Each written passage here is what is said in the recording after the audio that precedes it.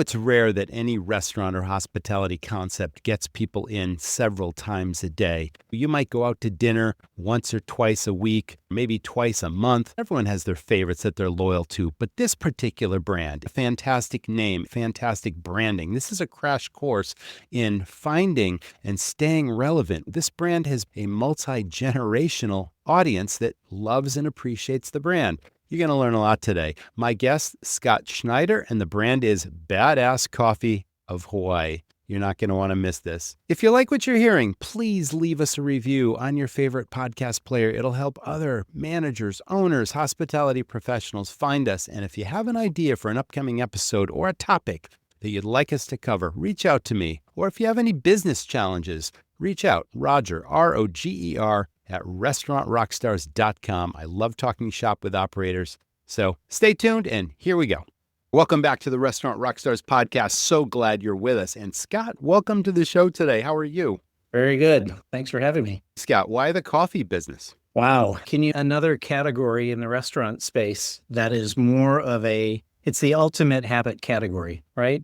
Yes, true. Coffee every day for a lot of people, multiple times per day for other folks. There's really nothing like it, right? It's the center of the universe in terms of how people gather, how they start their day, how they end their day, how they relax, how they interact with others. You can only have hamburgers so many times a day, and you can only have pizza so many times a week, but you can have coffee every day and multiple times. And that's what we love about this brand. And that's what we love about the category. What a beautiful opportunity that is. And that really puts it in perspective. You're right. Any other meal that you go out for, a day part, it's a one-time thing, and it might be once a week, twice a month maybe. And now we're talking coffee could be several times a day, and you develop a tremendous loyalty to a place if it resonates with you. So I clearly think you're doing a great job there. What's your backstory in hospitality? Is this your first hospitality gig, or you've been around the block in this business? I've been around the block in this business for quite a while. I've been in the marketing space for over 40 years, and a good chunk of that was with a digital brand agency in Denver here. And we worked with a lot of big names, Einstein's, Jimmy John's, Red Robin, a little bit with McDonald's, but really a client list that was over 120 long. And at that time, when digital was really coming to life, there was a lot of discussion about, gosh, do we need a digital agency or more of a traditional agency? And our approach, my specific approach as chief strategy officer, was all consumers consume their media differently, and it really depends on the consumer. And so what digital did at that time was, for the first time, really gave consumers the keys to the car, right? Brands had to give the keys to the car to the consumer to say, what kind of relationship do you want to have with this brand? That was so appealing to me and so impactful in everything that I've done in my career and the brands that I've worked with, usually on a consulting basis or on an agency basis. And actually, when I stepped into Badass Coffee of Hawaii, it was originally as a consultant. And I asked those first questions. What kind of relationship do you have with your customers? Why do they choose you? And those were some of those very first conversations. So yeah, I've been around the block. I've been there, done that, got the t-shirt and got a few t-shirts, and I love what I'm doing now. Wow, be careful what you wish for. It might come true and suddenly you're the CEO and not the CMO. That's right. Like it so much, we bought the company. Oh, that's a fantastic story. Thanks for sharing. Do you stay in your lane, or do you have a great influence in the marketing behind Badass Coffee of Hawaii? I think early on, I had a much bigger influence. When we originally acquired the assets of this company, this is an older company. This company's been around since 1989. I got involved with the brand in 2017 and saw the opportunity, saw the potential. And at that point, the vision for what I thought really differentiated the brand in the market and what was ahead, right? What was that plan going to be? How are we going to relaunch a brand and to reinvigorate a brand that had really fallen on hard times? At that point, I would say a lot of the initial vision as far as what the brand was and the marketing of that brand started with me. But the great part about building an ohana, building a family and a team around this is we've been so blessed. We have such a talented, experienced team. A lot in the marketing side, a lot on the operations side, and everybody brings a little bit different experience. And what I would say is over the last 5 years, that vision of the brand has only gotten stronger because it's been influenced by so many other people that have joined into our ohana. Can you give us, you mentioned 1989 being the origin. Can you tell us the story of the founding story and maybe where it ran awry or a little bit with, you mentioned that it fallen on hard times and all that sort of thing. And then it was a rebranding and a new direction forward. And that's really powerful for our audience who may have a restaurant they've been running for years and suddenly it's not keeping up with the competition. It might need a rebranding. It might need a new naming. It might be just a new vibe, all those things. And it sounds like you've crossed that bridge several times. We have such a great story about this brand. It started on the Big Island of Hawaii in 1989. And the very first location actually was just down the street from the oldest coffee farm, Greenwell Farms, the oldest coffee farm on the Big Island, but also the oldest coffee farm in all of Hawaii. And it was really set up initially as a place where the locals who work at the farm or worked around the farms could actually enjoy some of the coffee from those farms. When they latched on to the legend of the asses that were used, the donkeys that were used to bring that coffee down the steep volcanic slopes, back in the days when the missionaries settled into Hawaii to bring Christianity into Hawaii, as they involved the indigenous population into Christianity and into working on these farms to help produce coffee, which supported the missions, they referred to those animals in the same way that they referred to them in the Bible, which was the ass, right? The word ass appears in the King James Bible 83 times. The word donkey doesn't appear at all. And so that's where that whole story of badass coffee came from, because the indigenous folks referred to them as the badass ones because they were stubborn, they were strong, but man, they made a lot of noise and they were mischievous and they were cantankerous. And so that's where the story came from. And that was probably the best thing that the original founder of this brand did, because that really tugged at the heartstrings of both the locals as well as tourists who discovered the brand, loved the name. Obviously, there's a story behind the name, but we also know that there's a second meaning behind that name too. So the brand grew very quickly with a collection of stores, kiosks, coffee carts, and at hotels, things like that. They had about 13 outlets, I would say, in the first 6 years. And the original owners sold it to a couple in Salt Lake City who moved the brand to Salt Lake City in 1995. And that's when the brand started to franchise.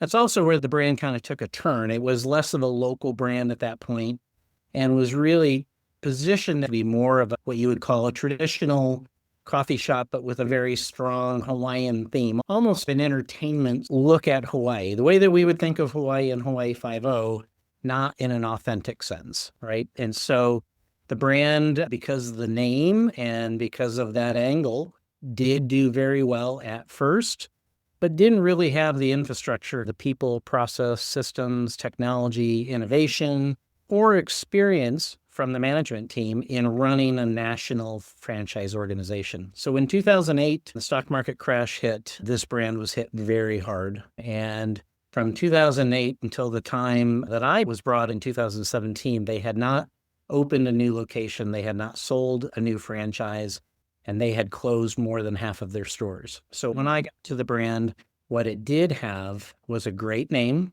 an amazing product, but an absolute absence of infrastructure. All the things that you need, right? When I look at brands in my career that I choose to work with, you look for those three legs of the stool, right? Is the brand something that you remember for good or bad, right? Is it memorable? Does it stick with you? Is it catchy? Is it fun? Is it meaningful? And then the product. If you don't have a great product, you can have all the marketing in the world, but sooner or later, people are going to see through that you don't have the product to back up whatever the marketing is.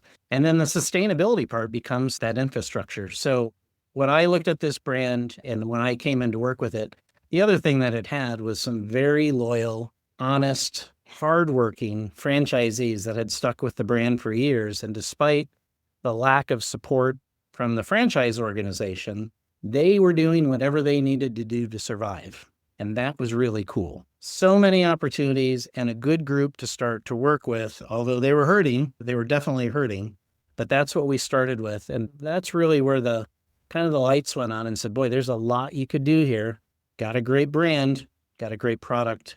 We just have to do the time-consuming and expensive build of an infrastructure so that people can. That's a really interesting story. And it brings to mind the pandemic that put everything sideways. But you mentioned even during hard times, your loyal franchisees stuck with the brand and they did what they had to do. I'm guessing, but you would know for sure, did some really powerful ideas come out of that fortitude and best practices emerge that then got shared? Because consistency is so important with a franchise. And when you've got multiple units going off in their own direction and doing this and doing that, then you lose the consistency. Yet in this case, it sounds like something positive came out of it. Very positive and very true. And I'll tell you the second half of that story because we ran right into the pandemic as we relaunched the brand. Yes. So one of the very first things I did, even as a consultant, was to visit with each franchisee, right? To hear the good, the bad, the ugly, what's going well, what's not going well, and what's getting in the way.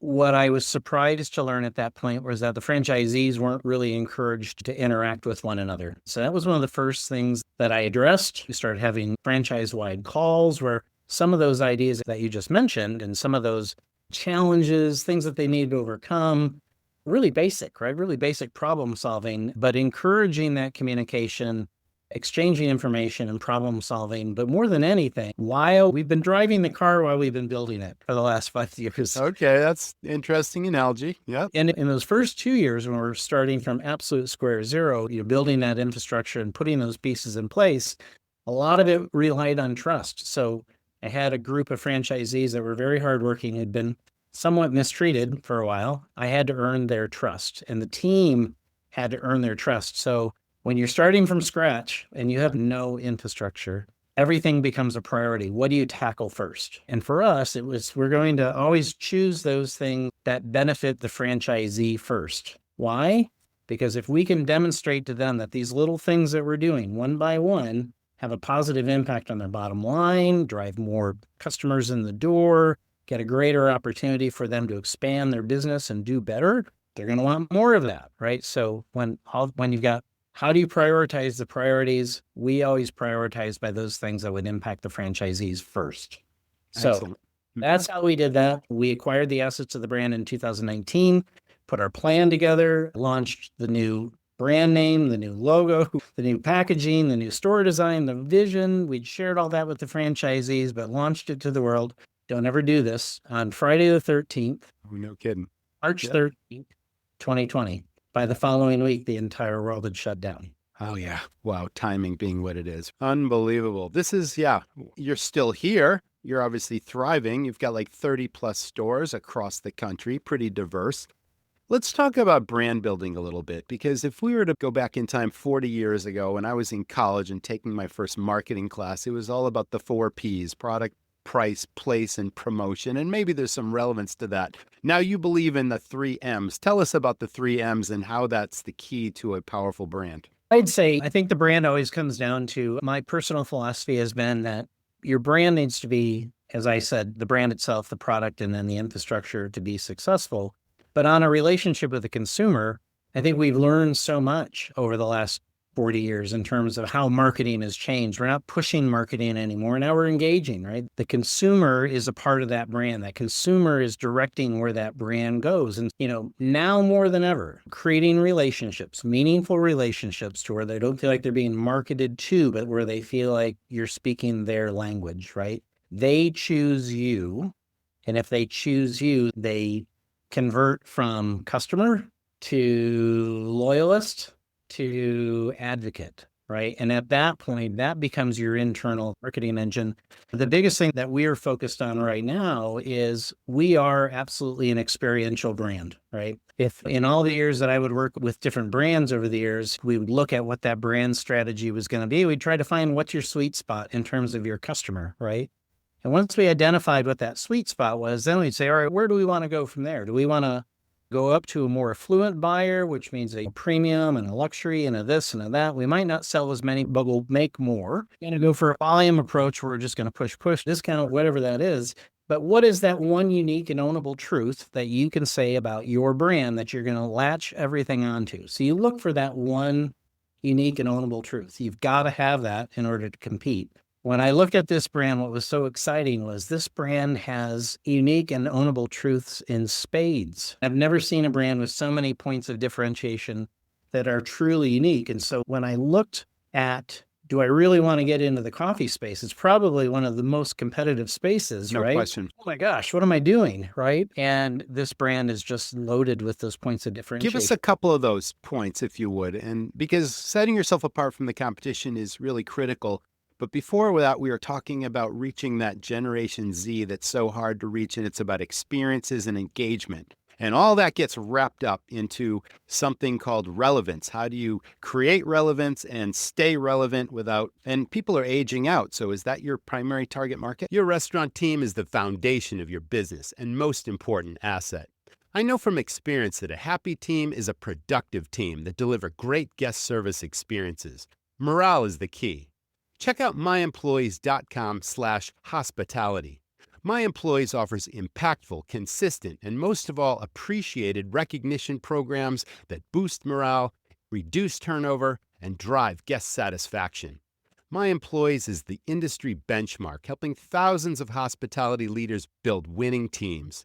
Go to myemployees.com/hospitality. Running my restaurants taught me that the right tools move your business forward, so I'm a fan of Touch Bistro. It's more than just a POS, it's an all-in-one restaurant management system built by restaurateurs. Touch Bistro helps speed up service, reduce errors, and turn tables faster, while loyalty programs, online ordering, and contactless payments boost your bottom line.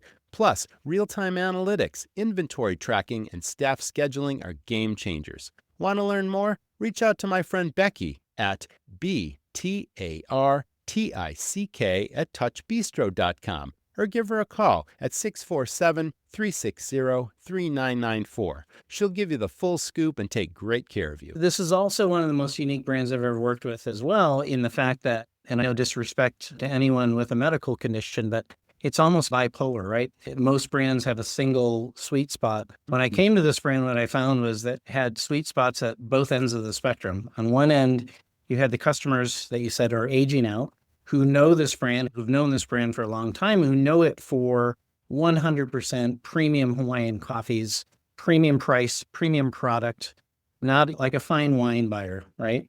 That's one end of the spectrum. They're probably more romantic about Hawaiian coffee. The other end of the spectrum is this Gen Z, Gen X. It's the group looking to call a brand their own and not wanting, in my daughter's generation, it was they want nothing to do with McDonald's. They're Chick-fil-A kids. This younger generation that's coming in now doesn't want some of the brands that we've all known for a while that are maybe based in Seattle that have a green and black logo. That's a brand that they don't relate with because that was their parents' brand. Something like a Starbucks or a Pete's. Not saying that those are bad brands, just saying there's a decision that's being made by that generation that says, what brand represents me, right? What do I relate with? What brand speaks to me? They speak my language. They know what I like, right? They cater to my menu needs and things like that. They've got a great loyalty, got super great social. I can interact. I can show that I'm cool because I'm with this brand, right? That is the other part of our audience. That's the other spectrum. And the value in that for a brand like Badass Coffee is we have a product mix that appeals to both ends of that spectrum. We can take someone who doesn't drink coffee at this point, and we've got the lemonades, and we've got the teas, and we've got the energy drinks. And those menu items were a 2.5 wave coffee concept in that you've got something that brings those younger customers in the door. And as their lifestyle changes, as their income level changes, as their levels of sophistication and trial with coffee and other things, you can have that lifetime customer. They're not going to check out when all the sugary drinks that they've had at another brand are no longer appealing to them. They can get some of that with us, right? But they get introduced to flavored coffee, maybe to start off with, or some of the flavored lattes. And then eventually they start moving into those categories. And so the value of bringing those folks all the way along is a really unique opportunity for a brand that I've never seen that has a solid base with the high-end, super premium customers, third wave coffee customers. And I've got this next wave coming that loves you for who you are because they relate with the cool vibe, laid back, the sights and the sounds and the smells and the menu that appeals to what they want. That makes perfect sense. And you're in an enviable position because not many brands can say we have opposite ends of generations and we've got a loyalty from each customer base. And even as these people age out, we still have lots of people coming through the pipeline.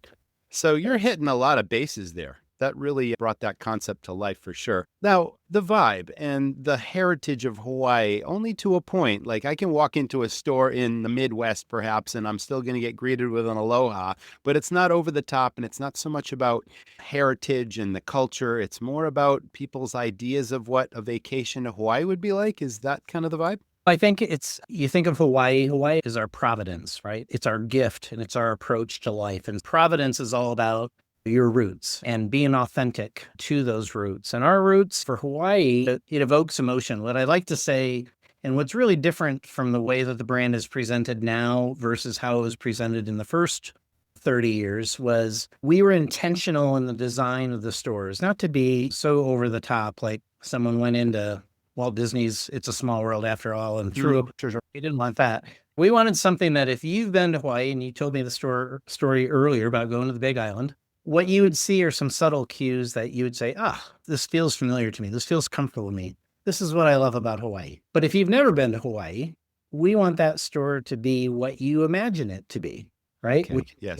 What you'd like to see. And so that's where so there's cues of authenticity in terms of colors of the store. There's rich colors, greens and blues for land and sea, and tribal bands, diamond patterns as part of our packaging. Everything's integrated so that you really feel like it's an experience. It transports you out of your everyday reality. You go get your coffee and you feel like you're someplace else, someplace exotic, right? Yeah. And at the same time, that badass coffee of Hawaii, we got that big donkey right there in the center. That's Jack, by the way. Jack's the mascot. Jack's the mascot, and Jack's that human emotion and connection. He's winking, right? He's iconic. He's unique, but that wink is knowing you, seeing you, balancing the name badass, right? Which some people may find offensive, but if they just take a step back, right? It's really that kind of a cheeky wink of fun, right? Yeah, it's a bit irreverent. Yep. A little bit, but not in bad taste. And so part of that brand experience, again, this is all about branding. How do you reinforce that brand? Yeah, you're going to get an aloha when you walk in the door, but you might get hey, make it a badass day on your way out. Or just, what kind of day are you having? Are you having a badass day, or is that why you're here? We give freedom within a framework to the employees, to the ohana that's working at the store, to create the right kind of relationship and to have some fun with it. That's where Jack comes in. And that's another one of those differentiating points. The name will bring you in the door. That experience and the coffee and the products, that's what's going to bring you back. Now, I've seen the menu on your website, and it seems like you've got definitely a diverse and extensive product line, especially in the beverages, but you also have baked goods, and you mentioned the lemonades and the energy drinks, and you got smoothies and all that kind of stuff. Let's talk about the profitability of the products, the coffee-based flavored drinks, because I tell you why. I've got two daughters, one's 17, the other's 19, and we've got a local coffee franchise that has probably 5 or 6 units within a 10-mile radius of our house, and they go to multiple, but they, like you said, they go twice a day, every day, and it's now a habitual experience. And they totally dig the drinks, but there's something about it, and it's not just them, it's been adopted by their peers. It's like everybody seems to be doing this, and I'm sure that's happening with your business as well. So what about it? How do you make that happen organically, authentically? And you can't be contrived here, and clearly you're not. It evolved, your brand, but it's like the magic dust is happening on Badass Coffee. It's the name, it's the vibe, it's the experience, but you can't duplicate it. You can't hopefully create it. It's like something just magically fell into place, and not anybody can do that. So again, there's that enviable marketing position. It's a really powerful thing. Restaurants sell tons of fried food, and your customers love it. But the hassles, hazards, and mess of fryer oil, cleaning hoods, and all that grease, well, you can forget all that with Restaurant Technologies. They deliver your oil, filter it, monitor usage, collect and recycle your waste cooking oil. Their AutoMist system automates your hood and flue cleaning, eliminating the fire risk. As a Restaurant Technologies customer, you'll also save 10 to 15% in your insurance premiums. Plus, get a bonus for new customer referrals. Get started at rti-inc.com or call 866-399-3639. Lily's Fresh Pasta refuses to compromise on quality. This family-owned business, built on time-honored traditions passed down from Lily to her son Antonio, lives on with every batch. Lily's Fresh Pasta is made to European standards using 100% non-GMO, glyphosate-free Italian unbleached wheat.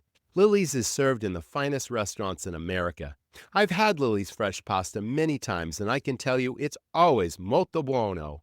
Elevate your menu. Serve Lily's fresh pasta in your restaurant. Ask your local food service representative or call Antonio directly at 603-818-2100 and be sure to follow Lily's on Instagram at Lily's Fresh Pasta. It really is. I think we're really blessed in that regard. What we've tried to do, Roger, on everything that we've done on our menu is, I would say that there are some table stakes, right? When you walk into a coffee shop, there's certain things that you expect to see. You expect to see a breakfast sandwich. You expect to get coffee in the coffee shop, right? Basic coffee, but then the lattes and the cold drinks, all that whole thing, a diverse product line, yeah. So how do you so you're the umpteenth player in this highly competitive market. How do you make those things your own so that they can become your customers' own? And so if you spend some time on our menu, we have a breakfast sandwich, right? Like everybody else, it's got sausage, it's got egg, it's got cheese. How do we make that a little bit Hawaiian, right? Instead of a croissant or a English muffin or a biscuit, we put that on a King's Hawaiian bread. Wow, completely changes the flavor, becomes a craveable item that you can only get at a Badass Coffee. The next person who does that is a copycat. And so the inspiration for our drinks, for our LTOs, we follow the trends like everybody else. We try to anticipate different flavor profiles. We work with some amazing flavor consultants and menu consultants to help us with that part. But then we got to put our twist on that, right? So we tend to lean a little bit more towards the more popular tropical flavors. Again, something that has that little Hawaiian inspiration.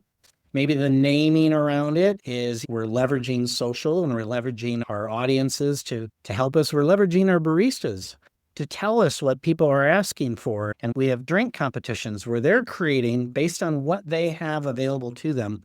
Those are all things that put us closer. It's the right balance, Roger, between data and experience and an engagement with your customers. By having that engagement between the customers and the baristas, we get insights and we leverage that up against the data that we have. And then we make that our own.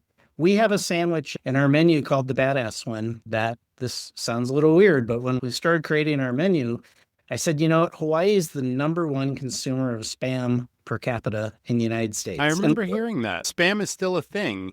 Yeah, and especially in Hawaii, right? Especially in Hawaii. So we have a sandwich that is called the Badass one, and it's got Spam. It has a little crushed pineapple. It's got a little Hawaiian barbecue sauce along with that egg and the cheese on the King's Hawaiian bread.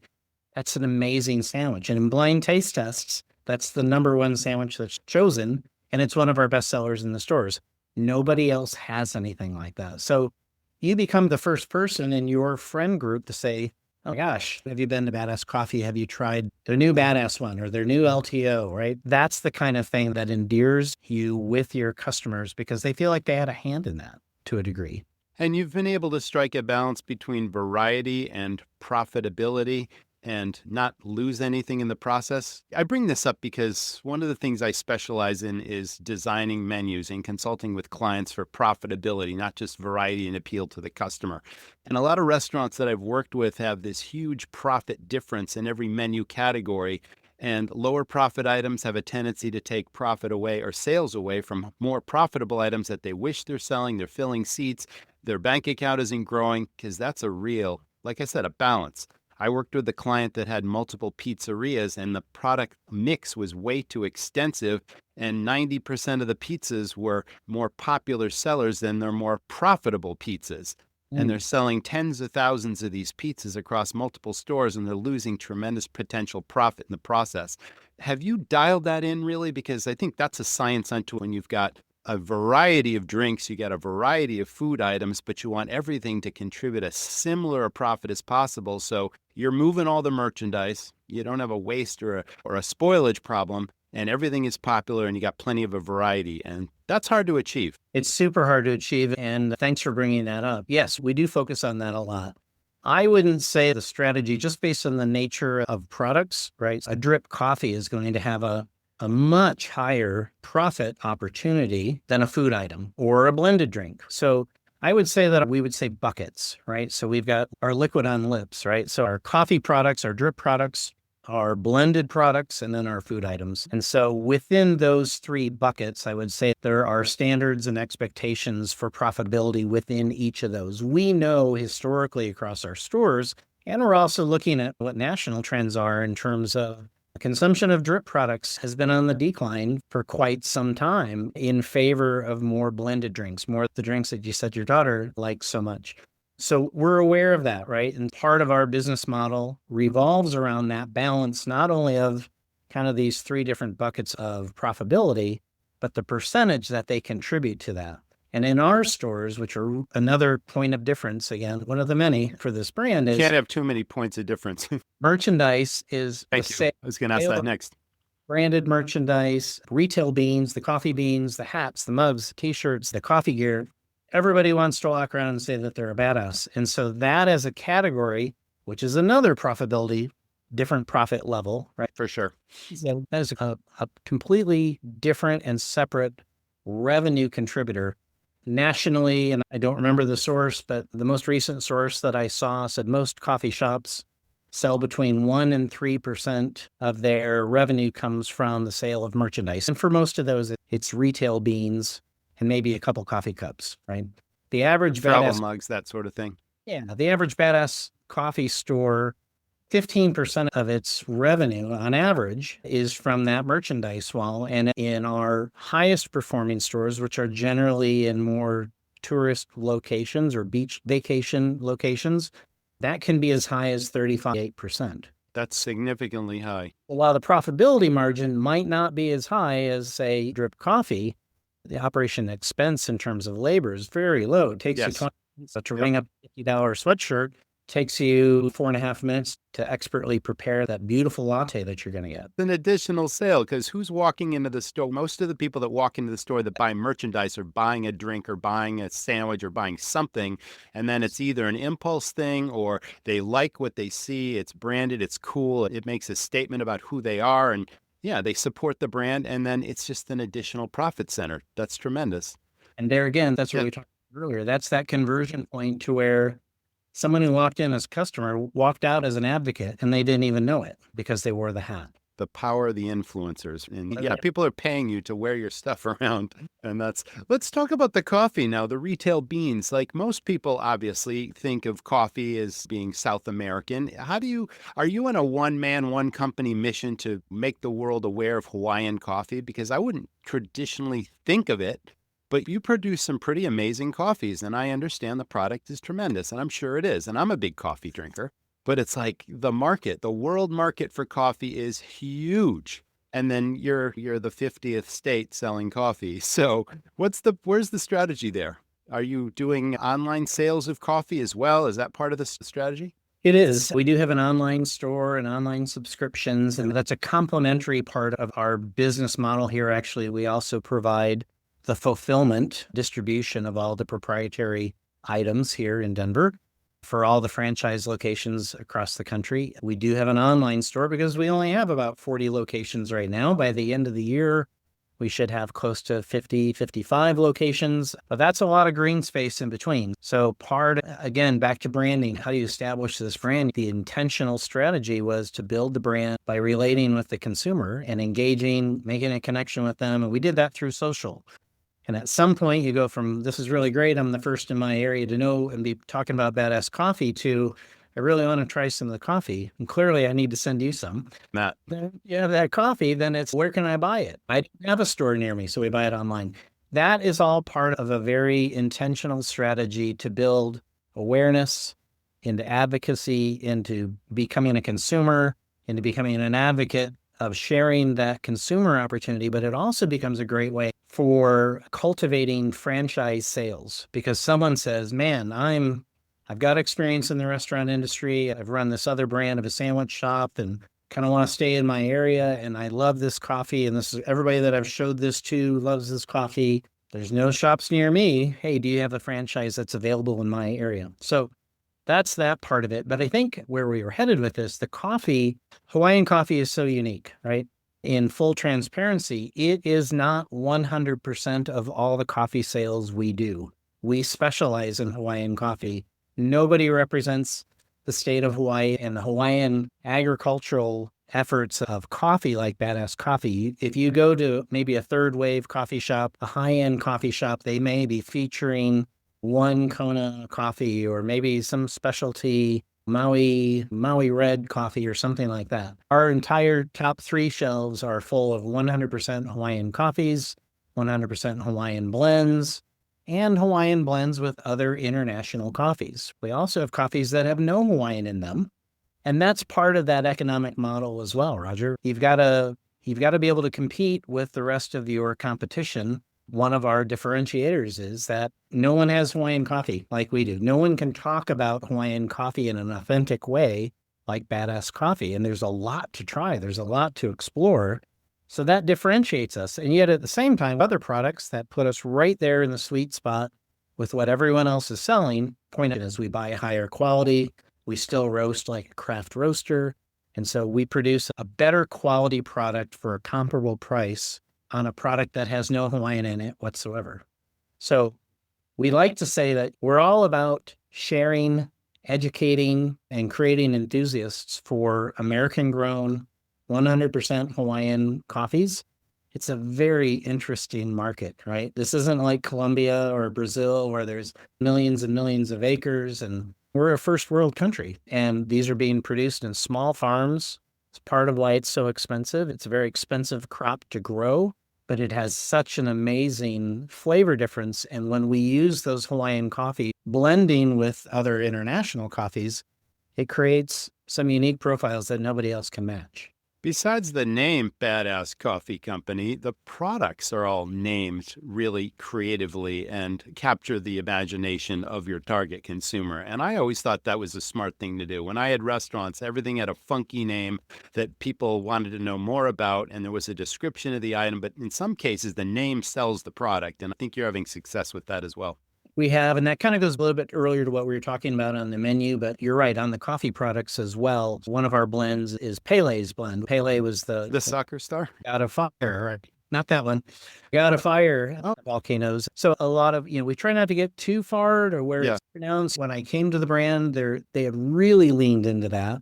And some of the Hawaiian language, if you're a mainlander, is pretty tough. And so that would become an uncomfortable moment for a consumer to stand in front of a menu board and it doesn't sound familiar to them. They're not sure that they can say it right, so they'll avoid it. So there's a fine balance there too of being authentic, being educational, right? Provide a little, who is Pele? Why did we do that? And that particular blend, for instance, is very dark roasted beans, right? A lot of fire. So you try to tell a story that people can relate, put it in a language that they can pronounce so that they don't feel uncomfortable and silly when they're at the counter.